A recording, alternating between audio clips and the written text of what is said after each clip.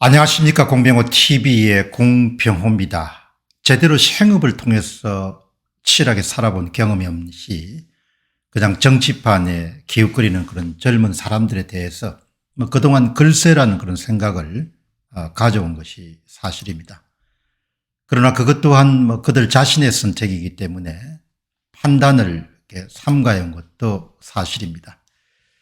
근래에 국민의힘에 소속된 조성은 씨라는 그런 젊은 분에 관련된 여러 가지 의혹들이 불거져 나오는 것을 보면서 한국이란 나라가 요령을 부리는 사람들에게 참으로 허술한 나라구나. 그러니까 인물에 대한 그런 검증 과정 없이 벼락 출세가 가능한 그런 나라라는 것을 상당히 걱정스럽게 지켜보게 됩니다. 2020년도 4월 15일 총선이 끝나고 바로 그 다음 날부터 요원의 불꽃처럼 부정선거에 대한 의혹이 번져온 것이 사실입니다. 처음에는 중앙선거관리위원회가 발표한 선거 데이터의 통계적 변칙만으로도 부정선거가 전국 차원에서 조직적이고 체계적으로 추진되었다. 그런 증거물로도 충분했습니다. 그러나 애써 그런 통계적 변칙에 눈을 감고 나 몰라라 하는 사람들은 실물 가짜 투표지를 나에게 보여주면 믿겠다라는 그런 무지막지함을 보이면서 한사코 부정선거는 없었다는 그런 목소리를 높이는 사람들을 비난하고 비판했습니다. 이른바 스스로 보수 농객으로 자처하면서 북한의 위협을 평생 동안 강조하고 시장경제의 중요성을 강조한 사람들의 입과 글을 통해서 부정선거를 외면하는 이런 사실 그가 살아온 인생 전부를 의심케 할 정도로 그렇게 실로 놀라운 일이었던 한 국가에서 가장 큰 선거가 특정 세력에 의해서 조직적으로 조작되고 권력을 훔치는 일이 한두 번 정도가 아니라 계속되어 왔다면 그 자체가 6.25 전쟁에 버금갈 정도로 특정 세력에 의해서 국헌을 물러나고 체제를 전복하는 일과 거의 비슷하기 때문에 바로 선거 부정 문제를 목소리 높여서 은폐하는 데 그렇게 동원되는 사람들이 실로 놀라웠습니다. 6월 28일 날 인천 연수월 재검표에 의해서 추가적으로 2차례에 걸쳐서 재검표가 있었습니다. 여러분들이 잘 아시다시피 더 이상 의심할 수 없을 정도로 부정선거란 범죄 행각이 사실로 밝혀지게 되었습니다. 그 증거물은 헤아릴 수 없을 정도라서 도저히 정상인이라면 이제 내놓고 부정선거 없었다고 할 수 있는 그런 상황이 되었습니다. 그렇기 때문에 부정선거가 없었다고 고래고래 고함 지르거나 무지막지하게 부인하던 사람들의 목소리가 상당히 잦아든 것은 사실입니다. 그러나 아직도 한 젊은이가 부정선거 주장은 여전히 음모론이라고 외치고 있기 때문에 이것은 보통 심각한 문제가 아닙니다. 그것은 그 젊은이만의 문제가 아닙니다. 여러분도 아시다시피 그는 국민의힘 당대표를 도저히 납득할 수 없는 방법으로 당선된 자입니다. 아마도 그처럼 일관되게 부정선거가 없었다고 주장하는 사람은 드물 것입니다. 문제는 그가 국민의힘의 대선 경선 과정에 상당한 영향력을 행사하는 당대표 자리에 있다는 점입니다. 이준석은 지금도 주장합니다. 부정선거는 있을 수 없는 음모론이며 누구든 토론을 제의하면 받아들일 용의가 있다. 만약 부정선거가 실제로 있었다면 나는 정치를 그만두겠다. 또한 부정선거에 대해서 입장을 밝히라고 요구하는 시민들의 요구에 대해서도 토론에서 이길 수 없으면 나에게 부정선거 얘기는 하지 말라.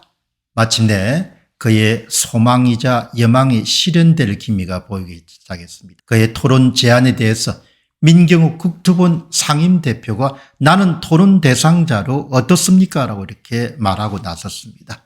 9월 19일 날 민경욱 국토본 상임대표는 자신의 SNS를 통해서 이준석 대표에게 정식으로 부정선거 토론을 제안했습니다. 그의 주장은 이렇습니다. 네티즌께 부정선거 얘기는 꺼내지 말라고 부정선거를 토론하면 자기를 이길 수 없다고 말했던 이준석 대표님, 비록 보잘것없지만 저 민경욱은 토론 상대로 불러주면 안 될까요? 제발 미신적이고 주술적인 저를 당신의 과학으로 처발라 주시기 바랍니다. 과연 이 같은 배치가 성사될지 의문입니다. 이준석은 이 같은 요구를 받아들일 수 없을 것입니다. 그가 백전백패할 수밖에 없겠다. 민경욱은 사실과 진실의 바탕을 두고 있지만 이준석은 이익과 거짓의 바탕을 두고 있기 때문에 이준석은 도저히 받아들일 수가 없을 것입니다. 세상에 사실과 진실처럼 그렇게 힘이 있는 것은 없습니다. 6월 28일 날 재검표가 끝난 이후에 축적된 가짜투표지 증거들, 대법원의 배추잎 투표지 위조 사건, 윤곽금 후보의 재검표를 내년 3월로 그렇게 다시 이동시키는 그런 석연치 않은 일들, 이런 여러 가지 증거와 정황들을 미뤄보면 부정선거는 의심할 수 없는 사실이 되었습니다. 그러면 여기서 이 같은 더 이상 의심할 수 없는 사실에 대해서 계속해서 선거관리위원회와 대법원 그리고 여권의 필사적인 은폐 시도를 우리는 어떻게 해석해야 되는가. 사람의 동기 측면에서 부정선거를 덮으려고 하는 자와 밝히려고 하는 자를 분석해 보면 의외로 쉽게 왜 그들이 그렇게 하는가를 결론을 얻을 수가 있습니다. 부정선거를 밝히려고 노력해온 사람들은 거의 대부분 정치에 직접 관여하거나 혹은 간접으로 관여해오지 않는 그런 시민들이 대부분입니다. 선거 정직성과 선거 투명성이라는 것은 일종의 사적 재화가 아니고 공공재입니다. 공공재 문제의 옳고 그름을 따지고 이것을 개선하기 위해서 노력해온 사람들이 대부분 부정선거를 밝히려고 노력하는 사람들입니다. 저 자신도 마찬가지입니다. 전혀 정치에 관여해오지 않았고 앞으로도 정치에 대해서 어떤 뜻도 갖고 있지 않는 사람입니다. 이런 사람들이 많은 시간과 에너지를 투입해서 그것을 밝혀야 된다고 생각하는 것은 그것은 상당한 순수성에 기반을 두고 있습니다. 한마디로 이야기하면 4.15 부정선거 문제가 제대로 이 땅에서 해결된다고 해서 부정선거를 규명하기 위해서 자신의 시간과 에너지를 쏟아 부었던 사람들이 4.15 부정선거를 밝히기 위해 노력한 사람들에게 어떤 특별한 특혜나 이익이 주어지지 않습니다. 그렇기 때문에 그들의 행동은 바로 순수함 그 자체다 이렇게 볼 수 있겠습니다. 그러나 대다수 정치인들은 완전히 보통 시민들과 다릅니다. 오세훈, 나경원, 김진태, 이현주 의원들이 나서지 않을 수 없는 그렇게 하는 것이 자신의 정치적 커리어의 관리에 크게 문제가 된다고 생각하기 때문입니다. 그들 모두가 선관위와 대결하는 것을 그냥 거부했습니다. 여기서 정치인들에 대해서 막강한 그런 영향력을 행사해왔고 지금도 하고 있는 대한민국의 선거관리위원회의 존재에 우리가 주목을 해야 됩니다. 결국 이해관계가 걸린 사람들은 자신의 이익이 침해받지 않도록 행동하고 있음을 우리가 익히 알 수 있습니다. 재검표 이후까지도 줄기차게 부정선거가 없다고 주장하는 이준석도 마찬가지라고 봅니다. 그의 당선 자체가 선거관리위원회와 언론의 합작품이라는 점은 염두에 두면 그야말로 선거관리위원회의 덕을 은공을 가장 크게 본 사람이다 이렇게 의심하지 않을 수 없습니다. 젊은 날부터 정치판에 기웃거리는 사람들은 어느 쪽에 줄을 서는 것이 자신의 정치적 커리어 관리나 이익에 도움이 된다는 사실을 정확히 그리고 분명히 알고 있을 것입니다. 바로 그런 인물 가운데 한 인물이 이준석이고 바로 그런 인물 가운데 하나가 지금 무리를 빚고 있는 조성은 씨라고 봅니다. 이준석은 계속해서 선거관리위원회 입장을 두둔하는 것이 자신의 정치적 이익에 도움이 된다는 것이 아주 충실하게 자신의 이익에 따라서 행동하고 있다 이렇게 볼 수 있습니다.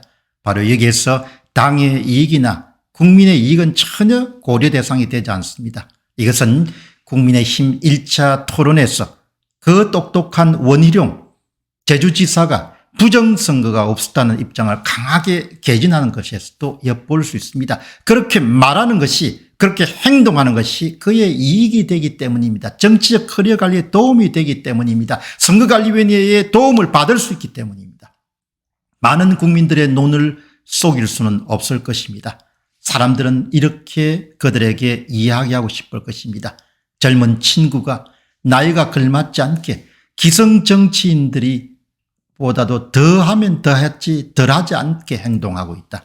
자신의 이익에 도움이 되기 때문에 저렇게 부정선거가 없다고 얼굴에 철판을 끌고 행동하고 있는 것이다. 이런 이야기를 많은 사람들이 하고 싶을 것입니다. 결국 정치인을 포함해서 세금으로 먹고 사는 모든 공직자들과 공적기관들이 사이로 부정선거 문제를 해결하는 것은 쉽지 않을 것으로 봅니다. 그들은 저마다 자신에게 이익이 되는 쪽으로 행동해왔고 앞으로 행동할 수밖에 없을 것으로 봅니다. 그런 사람을 두고 이익의 인간이지 결국 정의의 인간이다 이렇게 부를 수 없는 것입니다. 결국 그들은 선거관리위원회와 선거관리위원회를 조종하는 권력을 훔친 자들의 종복, 노예로 행동해왔고 앞으로도 행동할 수밖에 없을 것으로 봅니다. 결국은 국민이 나서지 않는다면 해결되기가 상당히 어려운 그런 문제라고 봅니다. 국민들마저 이 문제를 외면한다면 우리 모두가 오래오래 선거관리위원회의 종복으로 선거관리위원회 노예로 살아갈 수밖에 없을 것입니다. 공병호 TV의 공병호였습니다. 감사합니다.